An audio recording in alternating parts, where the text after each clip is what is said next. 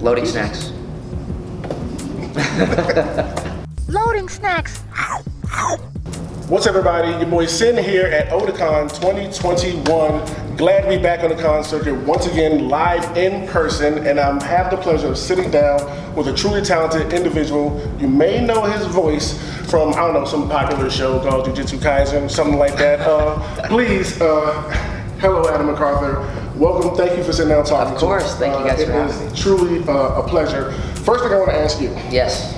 How does it feel getting back out onto the scene with conventions after COVID and all that kind of stuff? Like, what do you miss from getting on the con scene? I truly miss just like the fan interactions, interactions with people. I mean, people in general, right? I mean, we were isolated for so long. Yes. But it's really nice to get back out. I love conventions. I love when everyone sort of who is this fan of a similar genre or the same things are all in one place together, and you can just nerd out and not think about anything else that's going on. Yes. So it's nice to be back.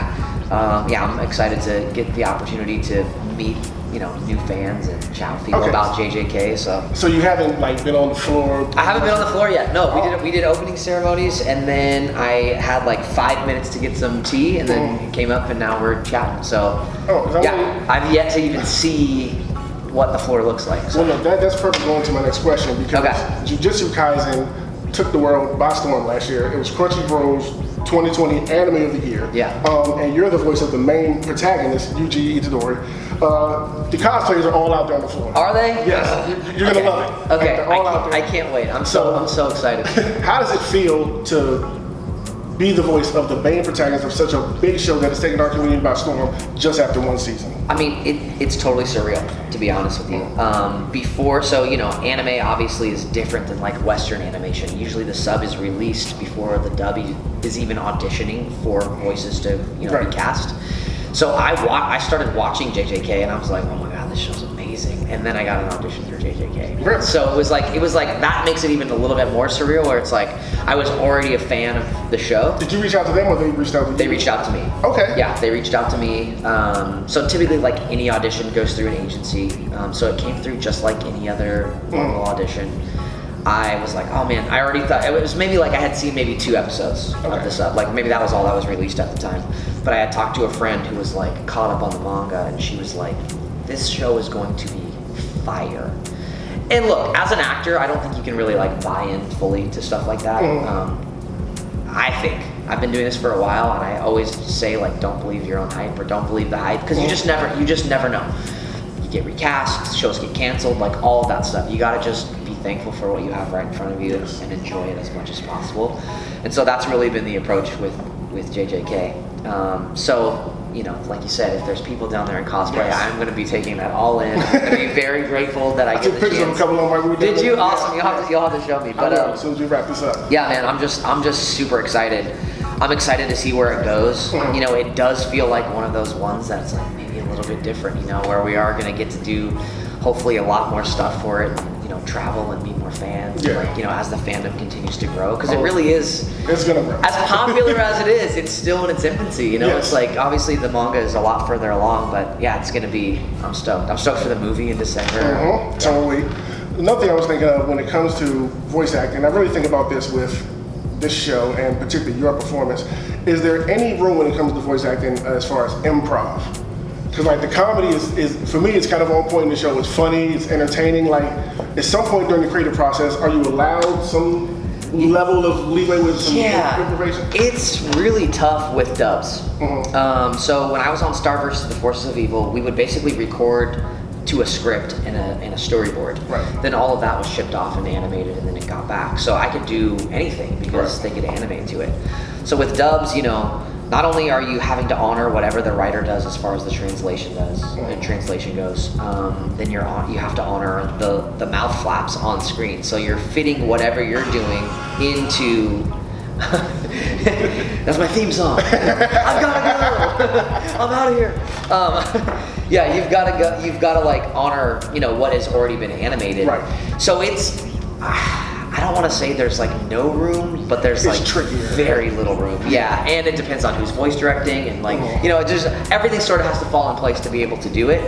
I think the show is so good on its own that it sort of like the path is very clear for what is needed from a performance. You know, so it lends itself towards the comedy. The animation is funny in a lot of places and stuff like that. So, you know, it makes the job a little bit easier. But yeah, I wish there was more room for improvisation, because I think it would lead to some really fun stuff. But yeah, I would say you have to kind of stick to the script. I get that. I get that. Now, I'm pretty sure you're well aware of the sub versus dub conversation that always pops up when it comes to anime.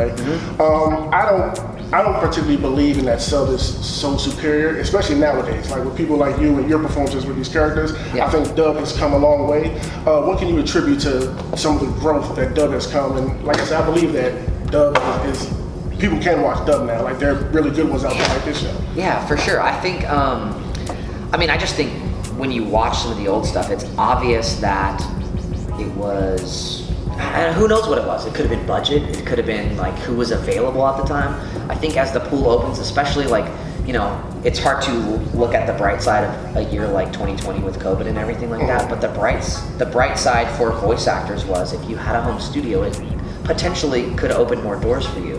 And I think as these studios sort of realized, like, oh man, the talent pool is not just who's in our town. It could be like people from different places. The talent pool opens up, and then, you know, like what made me want to do anime was watching the My Hero Academia dub.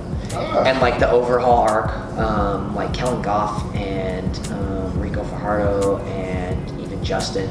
Like there's some amazing acting in those scenes. I prefer to watch My Hero dub. Do you? Yes, I do. I just fell in love with the voices. Yeah, they're so well. And you know, the other thing with that whole debate is like, I mean, I always say I just want people to watch a show. I don't care which version you watch. You can watch my version. You can watch a sub. Just enjoy it because it's such a good one. I just think like, you know, as you know, one performance is better, then it encourages like all the actors to like rise up and be better and do, you know, a really good job. And I think that the eye of the casting directors and stuff, a lot of the people who are casting these shows and voice directing these shows are people who have done anime for a really long time. So I'm on Shadow's House, which is another Funimation show, and The Saint's Magic Power is Omnipotent, which is another one of their shows, both directed by Caitlin Glass, who is like anime royalty, like, you know, 400 plus credits on Put those on the list, Joe, for me to watch. Put those on the list. Yeah, she's amazing. But she's been doing this for so long, you know, when she's casting shows, she has like,